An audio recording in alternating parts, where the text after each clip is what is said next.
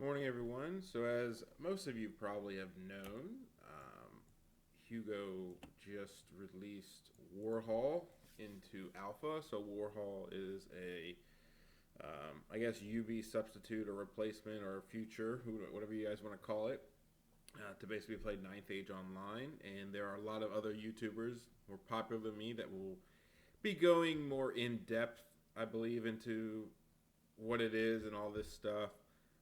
I just wanted to put it out there on my channel since, he invited me to be in the alpha testing and I thought it would be good. So I will go through some of my features that I like the most. Obviously, I play a lot of UB. I do tend to like the top-down version. I think this is really cool looking. It looks like you're on the board. Here's your stuff. Let me load a battlefield. I'm not a perfect at doing all this stuff. Can I just pick a map? Pick a map. There we go. So you pick a map. I pick a map. Personally, I will play on flat terrain. And lock terrain, it automatically locks, right? So that's really nice. You can do top-down view, so it looks very similar to UB, which is perfect. And I'll just go through some of my favorite features about this. I mean, it has the functionality of UB. You can move a unit, you can wheel a unit, you can undo with Control Z, you can pivot a unit, you could log moves, which I never use log moves in UB. Has very good feel to it. That was something I was concerned about in the beginning, and obviously it's an alpha. He's continually working on this and making changes and fixing bugs. So obviously, if you do get into the alpha and get to play test on this, don't realize that it's definitely, you can play a game on it for sure, but know that, I don't know. Just know that he's constantly working on it and making it better. Where the hell is set up? There we go. I want the alliance, which is great. Actually, one feature which you didn't see me do, but I did. If you go to new recruit and copy your list, it'll automatically prompt you to load it in. So I loaded this list instantly just by copying my new recruit list. So that's something that's really cool. I think will really help people speed up games. And if we're talking from a tournament perspective, we're always looking to speed up games. And sorry, I'm messing with hotkeys. So there's one thing where this has a lot of good hotkeys. I just don't know them all, so it makes it so I mess around a lot. Okay, so let's talk about features that I really like. One, I like that you can play in 2D. In fact, something that was bugging me when I was testing it was if you scroll in on UB, if you can't highlight on UB if you scroll in. You can only this. And I actually was missing that feature because I'm very used to scrolling in and then trying to move around. But I realized if you hold the space bar, somebody told me, if you hold the space bar, you can do that. And you can have this feature, which is also nice because, if you know anything about UB, if 10 guys died and I was zoomed in, you have to kind of zoom out to do this. So I do think, first off, if you learn the hotkeys, this game is going to be a lot quicker for you. So we'll go through some of the things on the side and why I think they're obviously good for the game and what features might even be implemented later on. So, obviously people, if you want to play in this cool view, you can. Or you can play in, top-down view. When it comes to units, you can add with the plus or minus, which I think is really nice, and it scales the movement tray size, which I think is perfect because, a lot of times, think about if you're playing Undead or something, VC, and you raise 20 guys, and you have to go and get 20 guys out, and now, you can just add them in very easy, or you have to make a new unit. What else we got? Let's see what we got. Let's just go here. You can actually resize bases if you need to. I'm not sure why you'd super need to do that, but this one is probably the best one. So reform. So I click on this unit. I click reform, and let's say I want to go 10 wide. Well, what it does is it reforms you 10 wide, but also keeps the center. So when you're doing combat reforms or post-combat reforms, if you want to, all those, you always lay units on top of each other, trying to get, what's the next one. Yeah, you don't have to do that. So you do R8, enter, and there's a hotkey for it. If you just click R5, you're going to do 5 wide. So that's really cool as well. So yeah, that's something that I really like. And it's really easy to test, like, if you're doing single lines, and then you can take it and kind of conga, especially with combat reforms. So I think it's really good for that purpose. And there's a lot of uses for that in general. Anytime you need to reform and you need to keep the center, it's perfect for it. We already did the plus or minuses. He has obviously the lines, which we're all used to and we all know we need when we play UB. He also added this feature for wheeling. So what this does is it shows you what the wheel looks like of a unit. Well, obviously, it's not doing it now, but it shows you what the wheel looks like of a unit. So if you were to chaff, right?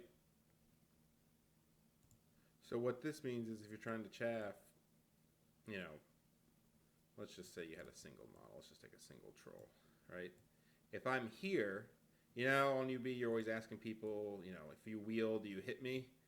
Well, now these are pretty, if you put a guy on this edge, then this unit will hit you this way and hit you that way. So that's obviously super useful when you're trying to chaff. It makes things a lot easier. You don't have to ask people a million times, am I going to wheel to hit you? Similar to the lines here where you can measure most things without asking the opponent, and that should speed things up. This is a random direction button. If you have random movers, which is not, super random when you ram direction. This is the 90 degrees, obviously super good when you're in combat. People are used to, sometimes you just shift, it's shift, you go straight. People just drag, but now you can actually just pivot all the way. And this is actually a lot more useful for when you're getting hit in the flank because especially let's say you have a long model like this. Obviously, if it's a single model, it's easy to just kind of pivot 90 degrees. But being able to go like this, hold shift and flee, it's just more exact measuring, honestly.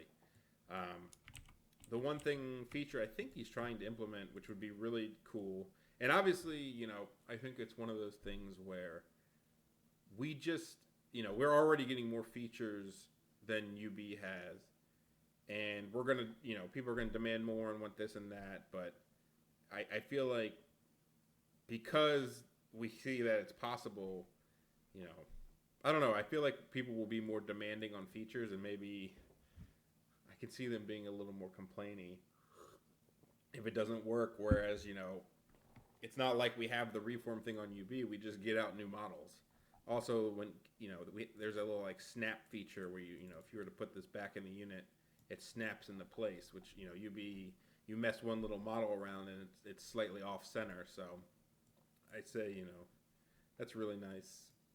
Little details. One thing would be cool would be, an auto, like a flee feature where this thing auto aligns itself to the center of this. And so, this center point and this center point line up. You could do this, and then you could flee like that.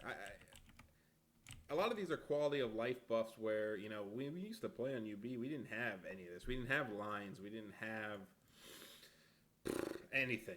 Basically, barely. We had tape measures that you had to drag all the time. So to me, anything that makes the game slightly more precise and easier, it just helps with arguments. And in theory, it's twofold, right? Will it make the game slower?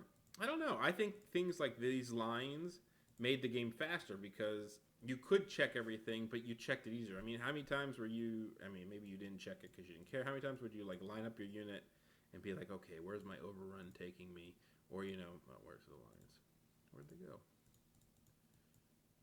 Did I turn them off? Oh, I turned them off. Where's my overrun taking me? And I would, you'd hold shift and drag up as opposed to just now you can just click. So that's something that's really nice. One of my other favorite features, there's a lot of features in this, is the dice rolling. So you can come here and you can click, 2 dice and hit enter. Or would you click the dice thing? Yeah, right. So one thing that's nice is up to 6 dice, I believe. It adds it for you. So for, when you're casting magic, it's pretty nice to just easily add the numbers up. But one thing I really like is you can use the number pad and type in 25. And it automatically knows you're doing dice. And you hit enter on the number pad. So why is this good? If you guys played UB, you're saying I had 40 attacks on my unit. I hit on 4s, 21 hit. I wound on 5s, 11 wounds. Enemy can just type in 11, 11 saves. There you go. That was pretty quick. In UB, you do have to click every time you do it. You have to do this or go into here. So just being able to number pad it is super nice, especially if you think of like rerolls, right? Okay, so the chat does expand if we want to go up a little. If we want to reroll and we say, all right, we have 20 attacks hitting on 4s, they reroll 4 pluses, so I get, oops, I did it wrong. That was my bad. I typed it in the wrong spot. So if we go 20, because I clicked the chat. Gotcha. If you click the chat, it doesn't know you're doing dice, so you got to get out of it. So you got to kind of clear it. So this would just do 20 because it thinks I'm typing 20. Then I do 20. Then I hit on 4s and I say, okay, well, 8 rerolls. And I hit on 4s, so I got 3 misses, so 17. And then you know what I mean? Like, it's just very quick to roll the dice. So between like setting up terrain instantly, deployment lines, loading your army in, the dice being faster, having the pivot options, having the reform options. I mean, how many times have you seen people make a unit, bring it out, center it up, make a unit that's 8 wide, and now that you can go like R4, enter, R6, enter, that should speed up the game quite a bit, in theory, or it makes people think forever. Those things are not thinkable things. Those things are just, people are already taking a long time to think about reforms, and now you're just making it faster for them. I do think this is really cool, the wheel thing, because I think there's multiple reasons too, right? When you're positioning a unit, it's nice to know here if you can wheel past the terrain or not, right? Like when you're sitting here that you're going to make this wheel if you need to. And I think that's like, I don't know, there's just a lot of little things. There's a lot of situations where that actually comes up, like can you wheel past this unit? And now you know ahead of time. That might actually open up some strategies, because I think as much as people do check these things, I think having the ease, like people check this a lot, but now because it's so easy to check with the lines, I think people are more conscious about strategic wise. I think it's similar to arcs, and this is less about Warhol and more about strategy, so I won't spend too much time on it. But before we had like lines, some people would be a little lazy about it and like wouldn't check it as easily, but now you're always like, oh my gosh, I got to be just out of line of sight of this unit. And I think there's some features where like you can keep this one on, like you can lock this line of sight, so you can mess with this one while like, so instead of clicking back and forth and being like, okay, I can go here, you can keep this guy's line of sight on and then shift this unit right into position. Yeah. I mean, those are the main features. Look, you can play the game. I've played one game on it already. Oh, the stats are here. That's pretty nice. So that should save time too. Instead of me saying, "What's your agility? What's this? What's that? Are you sure it's 4? Are you sure it's not 3?"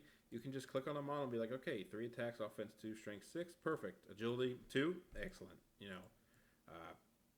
They have a half-inch lines, which is great, and it's just I think the big thing is when speaking to Hugo about this is he's actively working on it all the time, which is great.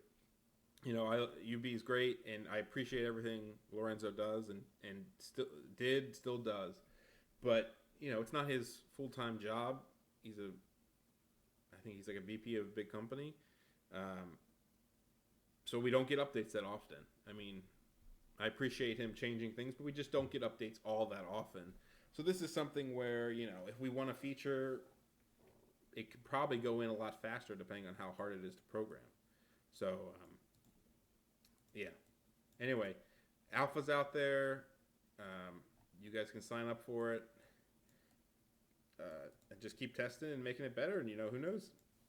In the future, I think people will be using it and testing it. And I wouldn't be surprised if the majority of people switch to using it for events and just for general gameplay, because some people really do. I mean, as much as I keep saying I like this 2D view, which is nice, you just go here, you put on off the terrain and you get a pretty cool, I don't know, that's kind of, you get a pretty cool view of everything. I mean, even the guys scale with the hill. Look at that. That's pretty cool looking. Again, not my big thing. I like playing pretty flat. Oh yeah, the 3D model. Yeah, see? But I want a 2D. No, 2D. There we go. Yeah, there we go. Anyway, that's my short little, here it is. Check it out. Try getting the alpha. And thanks for listening.